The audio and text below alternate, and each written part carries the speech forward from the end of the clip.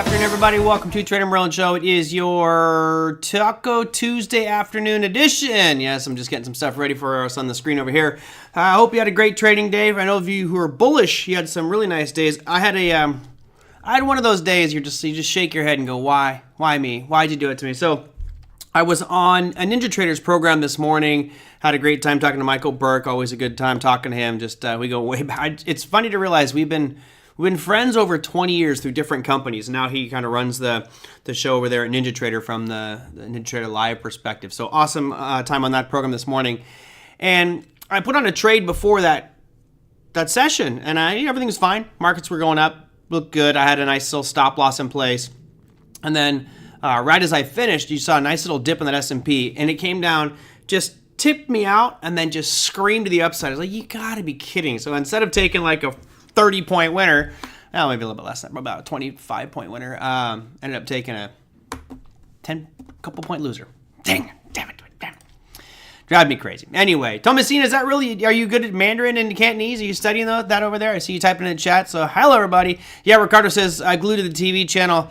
Ugh, gosh, me too. I've been watching some of the weather stuff. I just kind of keep hoping it's going to die down and, become a little bit weaker as it approaches land. That thing still looks really, really strong.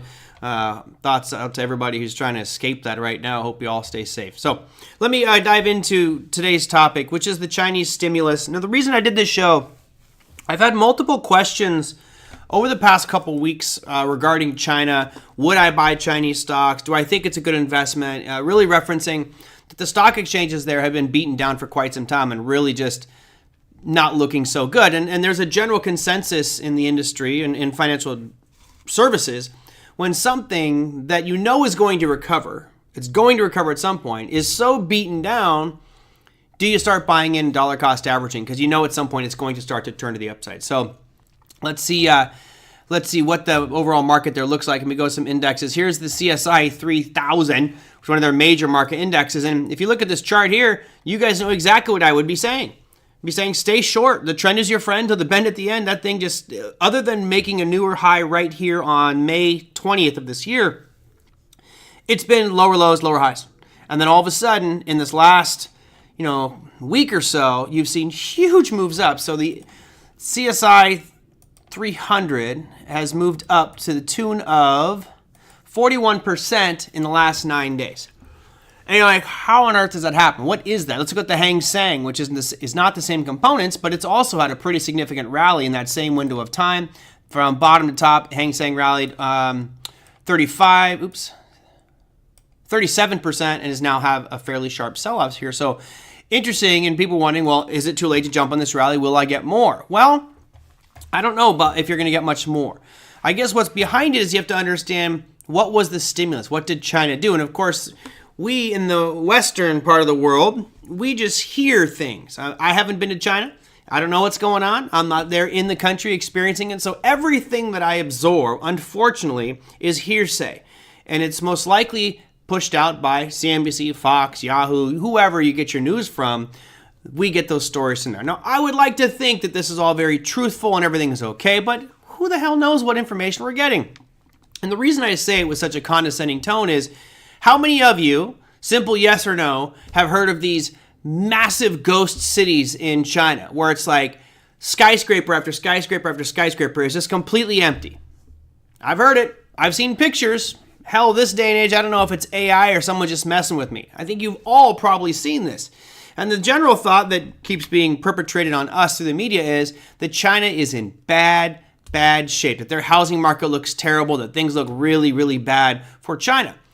And I don't know. I can't make that statement. I've seen them, been there. So Case Sweeney's been there and he's seen them. Okay, I've heard it. Yep. Yeah, a lot of people have seen it. I would love to see it. That's got to be so creepy. It probably feels like the United States did when we had COVID, right? You could just walk around. There's nobody. It's just big buildings empty. Nobody going to work. That would be pretty, by the dip says they're poorly made. I've heard they're pretty made too. That could be. Don't know about the building standards there. My thoughts on it, I guess, are irrelevant. What we do know is what the banks have been saying. And when we look at what the Bank of China is doing, they're they're doing things which we have done. It's almost like they're learning from our playbook. So one of the things I've harped on quite a bit, which is a huge factor as to why our markets have been so robust over the past few years, has been what's called reserve requirements. So reserve requirements are what percentage of your deposits at the bank does the bank need to hold in cash? And usually it's 5 to 10%. They have to keep some of that money on hand. They can't lend it out. And the reason for that is they're protecting themselves from a run on the bank. So should clients demand their money right away, the banks need to have some money there. And let's say they've got 100,000 clients. They know that not 100,000 is going to claim it all at once. It's just not going to happen. But what happens if 5,000 people say, I want to close my account today? Right? What's the contingency plan there? They have to have cash on hand. What happened in COVID is our reserve requirements in the United States went from, I forget what they were, I think they were closer to 10, I'm not 100% sure. They've gone to 0. So now the banks are not required to hold any of our money. What that means is more deposits, especially when you have trillions of dollars on fractional reserve lending, we're talking hundreds of billions, if not trillions of dollars, now get to be lent out. And that went into our economy, and that's what helped fuel this amazing rally. Long-winded story to what did China do? Well, China realizes that they have some issues. And Xi Jinping basically said, look, I want to backstop the housing market, which is always a dangerous thing. In many cases, you need to let markets do their thing. Sometimes when you try to backstop things, it doesn't quite work. Kind of like the Swiss when they backstopped their currency with gold and finally said, we can't support this anymore. They pulled that plug and the Swiss franc plummeted in value. So what China did is they lowered their reserve requirement for banks by 50 basis points. Now that should pull about 113, 115, depending on who you talk to, $1 billion worth of capital to support their markets. So when you read this number, it sounds amazing, 114 billion, and then you have to take a step back and laugh out loud because 114 billion, that was like a 2-second line item when we were printing trillions of dollars here in the United States. We printed to the tune of 14 to 15 trillion dollars in just a couple of months, and they're up to 112, 113 billion. Come on, big deal. Bottom line is, does this mean that these markets are going to continue higher? My rant will be over here. They have a 10-year yield right now in China, somewhere around 2.06%. Here's your Hang Seng, which certainly has reversed that downtrend. You have the CSI 300, which has clearly reversed that downtrend, looking higher and higher and higher and higher and higher. Do you buy into Chinese stocks? And this is, again, a question. I forget who sent it. I think Michael, you asked me, Michael G asked me about this one, said, would you buy Chinese stocks? There's only a couple of stocks that I would buy, and it's just because, well, really one, because I use them. I like what they do, and I generally like to own things that I know what they do. Yeah, Big Eb says that's a rounding area. Yeah. It's interesting when you hear about the number, the actual number, and then you look at the impact it had. I mean, that is a just incredible reversal. I mean, you've erased, let's go back to when this started, September 18th. Last time we were at this level for the CSI 3000 was July of 2022. So if you've erased almost 2.5 years of market declines in 4 days. Let that sink in. 2.5 years of market declines in, we'll call it 10 days or less. Phenomenal and just incredible. And I don't think personally that this is sustainable. The reason I say that is the amount of stimulus, even though you're hearing from Xi Jinping saying, we're going to backstop this market, we want to protect stocks, we want to protect our markets and push things up. That's all fine and dandy. That's great. Lowering the reserve requirement certainly does help and helps push that market forward. But what other actions are you going to take? Because to say that your actions are going to pop your market up by 40% in just 10 days or less, that's the market expecting massive capital inflows. Now, that's just the Chinese government. When you look at a chart like this, you kind of need to know that there's, well, you all know, I just mentioned it earlier, that there are institutions, large institutions in the United States and around the world that know China's not going out of business, right? They're a fiat government which has a fiat currency. They will manipulate their currency, and at some point, this downtrend will reverse. So when you look at this decline that we see here in the CSI 300, I'm trying to get to the exact peak there. It's going to be slightly off. I'll just go to this drop here that you guys can see on that screen there. So there's your big drop. Let me try to get this peak just so it's a better representation of percentages. Okay, that slide in 723 days, so 2 years, Market fell 47%. Same thing with the U.S. markets. Look, I'm going to tell you guys this right now. If the U.S. equity markets fall 47%, you should start buying U.S. equities across the board. And I guess you could cherry pick here, but I would say buy across the board. So let's look at this chart and forget that this is the CSI 300. This is the big 300 Chinese stocks. Let's just say that this is the NASDAQ 100 or the S&P 500, and this is the dot-com bubble crash or the financial market crisis. If a market drops close to 50%, especially in one of the major superpower countries of the world, you buy it. Now, if it's an individual stock, stay away. But if you can buy something like FXI, so this is the Chinese ETF, right? This ETF going roughly from that same peak, it's hard for me to get that exact high there, to these lows, you're looking at roughly 61% slide in that ETF. 61%, and this represents a market, right? You've got a diversified portfolio here.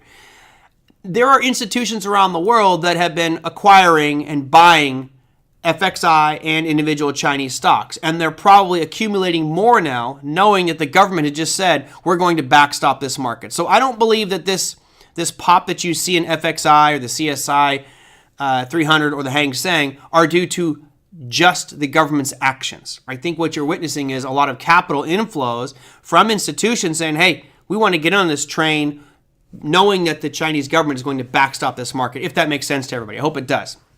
So to Michael G's question, is it too late to jump into this? My opinion, yes. You've seen me say this before, and I've been wrong a few times, which is when you have something that goes absolutely parabolic, it's generally driven by greed. So you've got domestic greed, which is the government backing your markets, housing and equity markets. And then you have foreign investors, institutions with billions of dollars buying into it because they want to be a part of it. What we will probably get is a pullback on this one. And if we do get a pullback, then that might be your buying opportunity. But right now, I think you're just operating off of absolute euphoria. FXI was down 9% today. So maybe that's the start of a bigger pullback here. If we look at the CSI 300, this is the daily. We're up 5.93% today. The Hang Seng was down. It was actually down big yesterday. Of course, we're probably in a new session. Yeah, their Tuesday session. They were down in one day. Let's get that exact number for you. 10.4%. So these markets are going to be extremely volatile as you have expectations and fear and greed and euphoria. If you are looking at buying into China, I personally would say go with the ETF. Go with FXI. It's one of the more liquid exposure, diversified investments for China. It's large cap ETFs. There are other funds you could buy. Now, as to which ones would I buy if I had to buy individual, there's probably only two companies that I have a limited knowledge of that I would be interested in buying. Before I dive into that, let me read through your comments here. The few Chinese people I know in China are trying to get out, and they're upper middle class. I can imagine. I mean, we hear nightmare stories, but then again, our media is the one writing those stories. So I hope that it's not as bad as some of the media portrays it out to be. Big Eb says, good to keep some of your own reserves on hand. Yeah, I would think so. You know, when you start to get those reserves so low, what you're doing is you're stressing your financial system to the extent that if you do have a crash or if you do have a run in your banks, your system is messed up. It's going to really have a bigger impact. So I think if you look at the two countries, China and the United States, I think we have a much more stable financial system, although we're taking on far more debt now. We're just massively increasing our debt. But we're both kind of that race to the bottom with regards to reserve requirements. And in that sense, I think that the United States are in a more precarious position because if there's any sort of demand from you and I, the consumer, for our money in mass, we could have a serious financial problem. Banks would be shutting down left and right, as we saw last year with Silicon Valley Bank and Signature and First Republic. You know, there was a lot of them. So let's see. I had a trade in FXI, made a little money, got nervous, got out. Hey, at least you made some money, right? At one point today, my trade was up $1,000, and then all of a sudden I ended up with a $200 loss. I was like, you gotta be kidding me. Dag nabbit. And I kept it. It would have been about a $3,000 winner. So, son of a biscuit. Perhaps China should stop putting its best billionaire businessman. Yeah, they got different weird rules over there. They got some weird rules over there. Okay, Robert says, I have Baba stock. So this is not financial advice, but there's two companies that I like, and having done a little bit of research on them, if I was forced to pick two stocks, which I will not buy, but if I was forced to, one of them would be Baba. And the main reason is I've used Alibaba. I've bought goods and services from there. Man, if you want to start a business of your own here in the United States, Alibaba is the way to go. And I'm kind of kicking myself because I did not buy Alibaba when it's down 81%. This thing was down 81%. It is the go-to if you're trying to buy, build, or do anything from China. What time on Friday, Don? I've got all of a sudden meetings scheduled left and right because of this new role, so I will happily come on Friday. I've got a 3:30 to 4 o'clock meeting, unfortunately. So if we can dance around that, great. If not, we'll have to do it another time.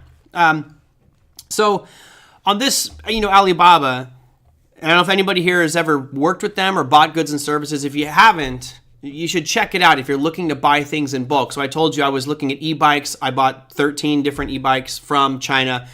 All of that was done through Alibaba, and that kind of helped set up everything up. And there's just tons, you name it, you can buy everything there. If you want to buy $20,000 worth of giant inflatable black cats to put on your lawn for Halloween, you could probably have them here in another week, and they'll be delivered at a fraction of the price, super, super cheap. So yes, I'm a big fan of Alibaba. If I'm looking to buy a lot of stuff in bulk, then I would definitely go to Alibaba. And I think that its global reach from business expansion is good. The other one is BYD Motors. I've been a fan of this one ever since we did our show, probably like 3 years ago. Awesome, Don. Looking forward to it. The Chiefs looked good the other day.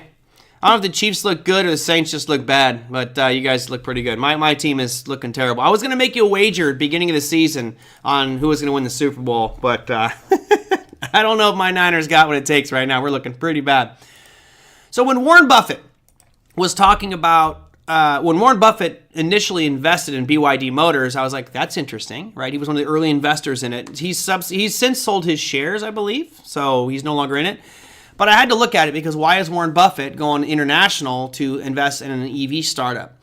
They make really cool-looking vehicles. Now, granted, you've got Lee Motors, you've got NIO, you've got Lonsdale. You got so many different EV companies, a lot of which will go the way of the dodo. Like Canoe will probably disappear, which is unfortunate. So, Chris says, I've been looking for a black inflatable cat forever. The reason I say that, I was just trying to think of a Halloween decoration. I just bought a 21-foot tall black cat for my front yard. It's got a Cheshire cat head that spins like this.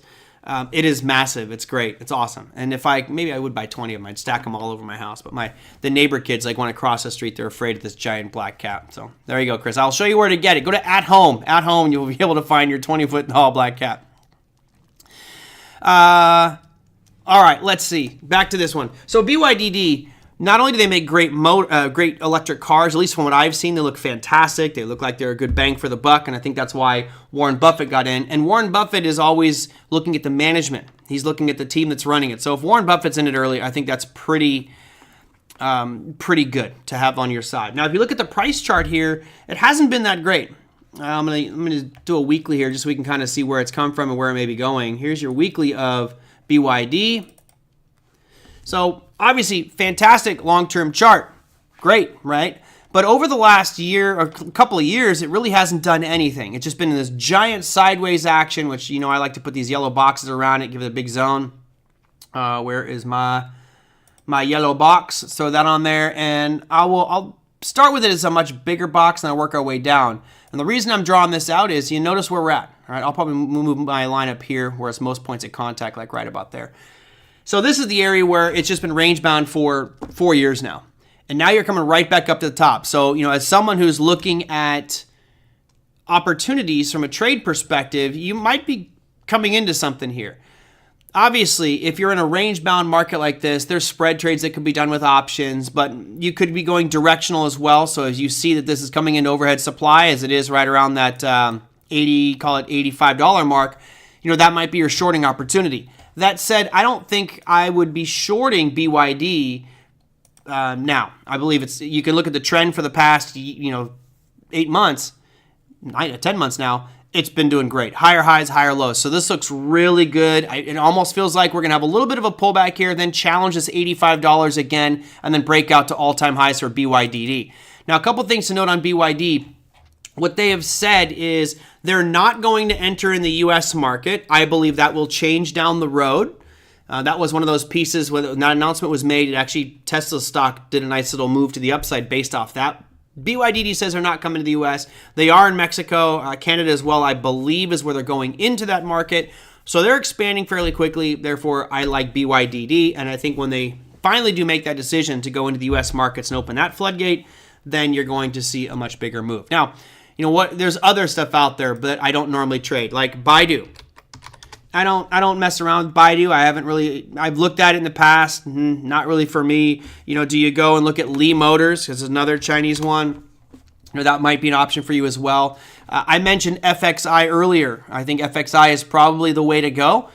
But I did a little quick test here. I like to go to bar chart and I'll type in, you know, the different ETFs. And part of the reason I like to do this is just to look at it and say, what's the constituents? What are the components of FXI? So I can look at it and see kind of what's my risk exposure. The interesting thing I saw on bar chart is when I click on constituents down here in the bottom left, not available. So they've got 10.82% of not available. They have 9% of not available and 8.36 of not available. So the whole thing just kind of unavailable. Don says short 100 shares, stop loss, 200 shares just above in case it breaks out. Yeah. I think you're most likely for the breakout, but I think that's going to happen after. You'll probably get on this FXI. You'll probably get a current pullback as we're seeing, right? And then it'll rip back to the upside. If you look at Baba, right? You're definitely coming into some issues here. You're coming into some overhead highs right around that 120 mark. But I think that most of these Chinese stocks are going to be coming into overhead supply, just like the indexes are. So it kind of lines up perfectly with a little bit of a retracement here, a pullback on the euphoria that's been going on. So that's my quick little take on the stimulus out there. Yeah, I gotta love Chinese accounting, right? That's why it's funny, Don. On this program, I always like to go through the economic calendars. As I spend a lot of time digging through this stuff here and kind of seeing what happened. You know, here's today. Here's what went on. I usually don't even reference China. I think I may have actually blocked it, so I don't even look at Chinese data, which is kind of ignorant of me. I should probably include it on my breakdown. But yeah, I just don't trust the accounting, and I don't usually trade a lot of Chinese stocks. And I've been given grief over the years for that. Like, well, why don't you trade Chinese stocks? They're just the same as any others. That's exactly why, because I don't know the information coming out. I don't trust them. I don't know if they have generally accepted accounting principles and things like that. So who knows if I can trust any of the economic announcements. And I've got plenty of other things to be buying and selling and trading on U.S. markets. So that's why I stay here. Is Dr. Bonnie? I don't think that Pinduoduo is PDD. But I don't know. I don't think that was Temu. Maybe it is. Maybe I would learn something new today. I did not think that was Temu. I don't know what the ticker symbol for Temu is. But I have not bought anything. I saw someone in here. Lori, you've bought things from Temu online. Be our agent here. I've had a couple friends that have ordered stuff from Temu and they say it's trash. It's absolutely garbage. That's junk. It's just like not even worth buying. Do you have the same experience? If you don't mind telling us what you bought, you know, not to get personal here if you bought some crazy stuff, but you know, if you got that brand new lingerie set coming in from China, it's okay. You can keep that to yourself. But if it's something that, you know, you bought and you think, hey, it was actually a great deal, it was worth it, I'm interested because I do a lot of shopping. Toph, you do as well? Thumbs up or thumbs down experience? What about CSX and Gap? Well, you're talking shipping and you're talking clothing. We can get to that in just a second. We're going to wrap up this discussion here, and then I'll dive into those two. But I'm curious what you guys think. I buy tech tools. Oh, so little gadgets, little like cameras and little things like that. I don't want it on my phone. That's the thing. I didn't either. I think it's a toss-up. I've had friends buy stuff and it sucked, and some said it was good. Yeah, and that's why I haven't done it. I guess we got multiple people saying mostly good stuff. Okay. Yeah, Lori, one of the big challenges, this goes for anybody who buys anything from China direct. If you are I'm a medium. If you are a medium men's in America, you are a double XL in China. I bought a medium and I felt like Chris Farley in Tommy Boy. Fat man in a little coat, man. I could not fit in that damn shirt. So yeah, you gotta wear one of the dresses right now. Cool, good. Well, maybe I'll have to join the Temu crowd. I didn't want the app on my phone either, but I might have to break down and join the posse because there's just some amazing deals. I found this really cool one. It's 15-foot tentacles that you attach to your windows, so it looks like an octopus is popping out of your house. And I'm like, oh, I've got the perfect. I know exactly where it's going to go. Right here. It's going to go right in my studio windows is where it's going to go. Second story. And Big Eb, by the way, my neighbors love the cat. I've gotten so many compliments from my neighbors about the big giant cat I have in my front yard. What I'll do, I think I may have shown you guys last year, for the Halloween party, what I'll do is I'll record the front yard and entryway and hallway. I pride myself on scaring children. I know this sounds horrible, and please don't take this the wrong way. I'm all for kids. But on Halloween, I pride myself on being the house that I hear screams all down the block where people don't want to come near my house. I have a lot of I would say probably 25 to 30% of people don't make it to my front door because they're just too scared. And I'm looking at it as I can buy candy and just give it to everybody. Or I can buy a Halloween prop, which scares people away, and I get to spend less money on candy, and I get to keep the prop. So I'm thinking, strategist over here. I have a couple videos that some of them I can't play because of what the kids say in the videos, but man, I'll tell you what, hearing them scream and run off my front porch and all just down the street screaming, just makes my day. It's all about Halloween. It's all about Halloween, and I'm that creepy neighbor. I don't have kids, so I get to just torture the poor kids in the neighborhood. But I will tell you this. I have a line of people. There's like 100 plus people out in front of my house on Halloween. I think that they literally bring in, they just come to this neighborhood because my house is so scary. Nobody else in the neighborhood does anything like that. And exactly, Memon. I get to keep the candy. The unfortunate part is I end up eating a lot of that damn candy, and I'm really, right now, I'm on a huge eat healthy, caloric deficit, no sugars. I gotta get ready for my Halloween costume. It's really what I gotta do. All right, sorry, I went a long different tangent. You buy mediums here and there? Man, you're lucky. Lucky you. I can't fit in a medium in China to save my life. You can buy the floating hairy condos like great. Yep. I was gonna do that, Bonnie, and I was actually gonna do the whole. You can cover your ceiling with like cotton balls and LED lights, and it looks like thunder and lightning coming. It looks pretty cool. Maybe the scared kids will run fast, dropping their candy, and I can pick it up and put it in mine. All right, sorry, we're digressing here. I'm going off the rail. So real quick, just because Michael joined us here, and he's earlier than normal because I was going to wrap up. But where did Michael's comments go? He asked about CSX and Gap. Look, CSX. At one point, I was concerned and thinking about shorting transportation stocks. Why? Because of the longshoreman strike. That was a 3-day event that just disappeared. So all of a sudden, that part of it disappeared. So you go CSX, you look at that price chart. I'll be honest, why would I have an interest trading this? There's really no real reason to do that. If you look at it, it's just really just kind of traversing sideways. And when something does this, I'll just draw a little box on it. And we can even tighten this up, but this is the wider range. It's gone from 31 to 35, and certainly, you could say, well, that's a 11, 12% range. Yes, it is, and there's opportunity there. But I don't know. I want something that if I'm going to own it, that's going to be longer term, I want to see some growth out of it. And right now, it feels like it's just kind of consolidating and sticking sideways. So I would draw some lines like this. You could do iron condors on it. You could do spreads on it. You could definitely, it's because it's traversing sideways, go for it. We're almost in the middle of this range of the newer tightened down area.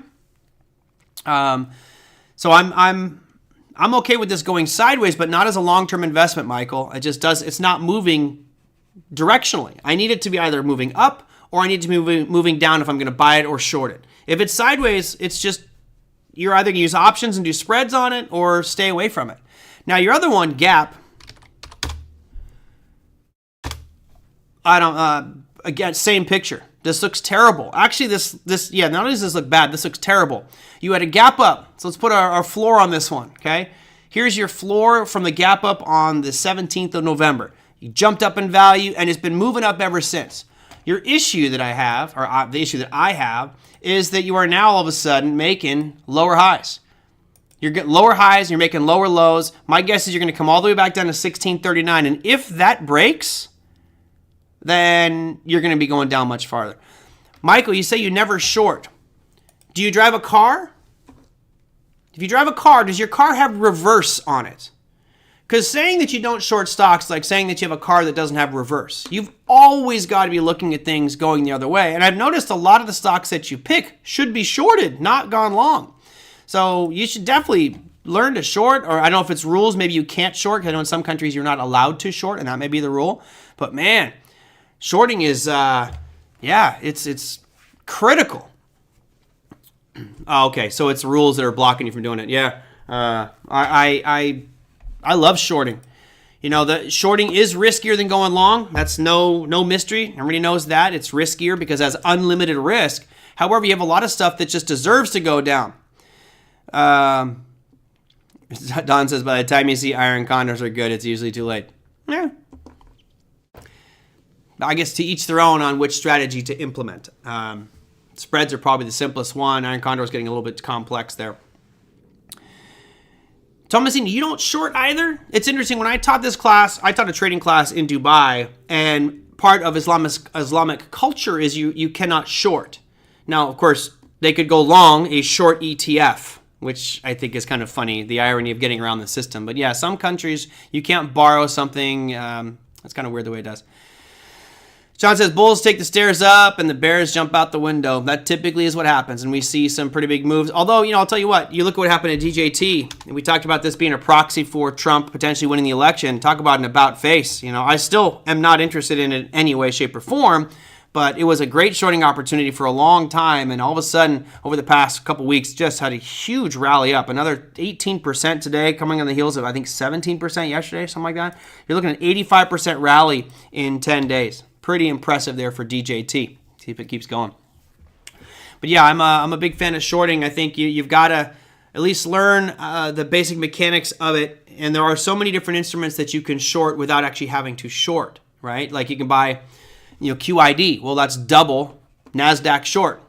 So if you're in a situation where you're like, oh, markets are rolling over, you look at this picture here. This is actually, this means the markets are doing very bullishly. But if you have this situation here where things are drifting lower and lower, leverage ETFs, great. Margaret says DJT will move down. Yes, I do think ultimately it will go down. It's especially when he starts to sell his shares. Being great at only half is still 50% performance. True, but you have to be 100% right on the 50%. That's because betting community sees him winning.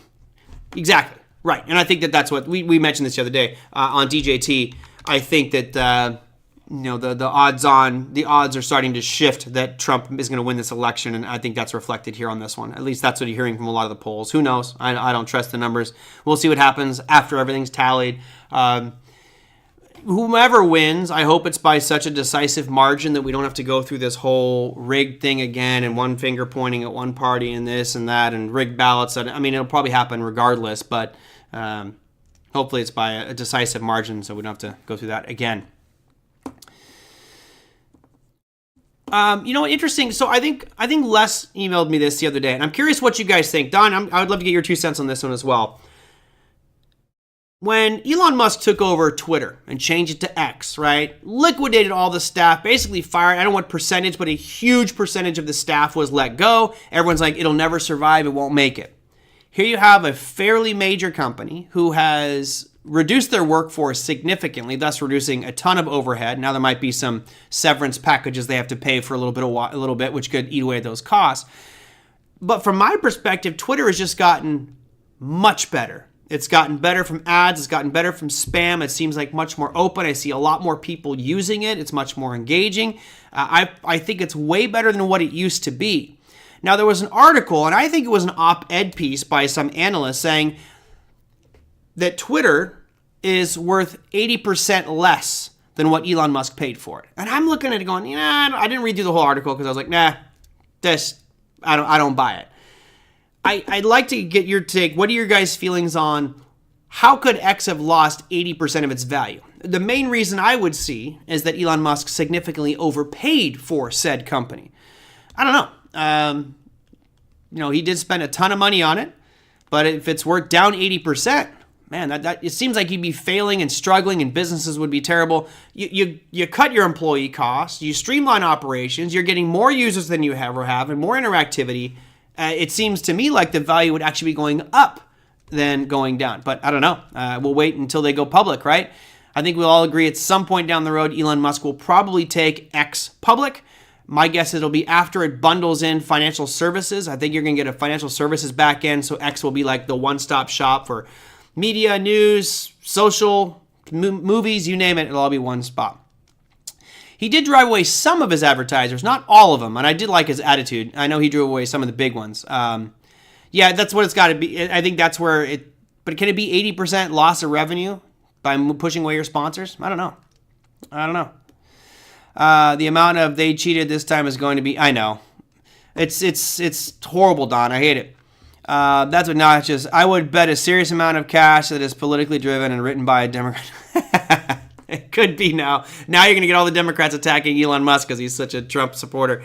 Yeah, I don't know. I don't think that Twitter is worth 80% less than what it was. I mean, it seems to me like it's thriving. Advertisements will probably... he didn't say all of his advertisers. He went, and it was a comment that the advertisers were trying to push him and tell him what to do, and he said, go F yourself, is what he said to those advertisers. I think there's some advertisers that are going to look at that and go, right on. I just want the eyeballs. I want the attention that Twitter's getting. So I don't know. I would have no problem advertising. If I had an advertising budget, I'd advertise there. Sure, why not? You've got one of the most viewed platforms on earth. When Elon Musk interviewed Donald Trump, I mean, that was one of the most widely watched events, better than some of the debates. It's crazy. All right, let me go into economic calendar and earnings for tomorrow. I've got to run. I got to it's going to be a short one today. So we have a rate announcement happening here shortly. That's going to happen in just a couple hours. That's going to be for the New Zealand dollar. Again, they're following the U.S. footsteps. 50 basis point cut right now is the expectation. And we look out there, what's going on with that, with some of these currencies, particularly that NZD. Let me bring up my NZD on here. You've seen a pretty sharp drop in the New Zealand dollar over the past 5 or 6 days. Obviously, that has a reflection, I think, of the U.S. dollar. So this may have something to do with the cutting of interest rates and the expectation of a 50 basis point cut. When we get that announcement here in just a little bit, this could have a much bigger move as well, and just a lot of volatility. Marco says, Elon is using Trump, or is it the other way? Both. This is a symbiotic relationship.